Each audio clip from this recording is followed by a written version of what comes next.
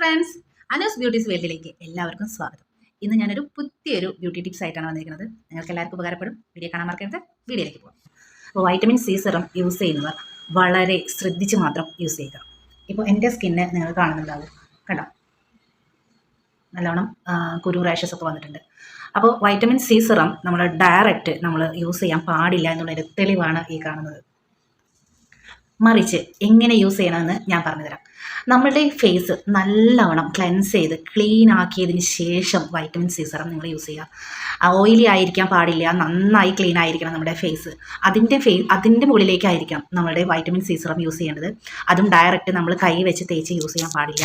Vitamin C സിറത്തിൻ്റെ ബോട്ടിൽ, needle പോലുള്ള ബോട്ടിൽ എങ്ങനെയാണോ നമുക്കത് തരുന്നത് അത് വെച്ച് തന്നെ നമ്മൾ സിറം അപ്ലൈ ചെയ്യുക.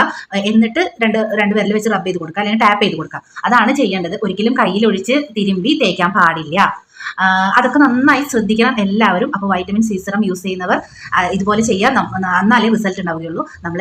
നമ്മൾ എന്ത് പ്രൊഡക്റ്റ് ആയാലും അതിൻ്റെതായ രീതിയിൽ ചെയ്തില്ലെങ്കിൽ നമുക്ക് തിരിച്ചടിയായിരിക്കും ലഭിക്കുക.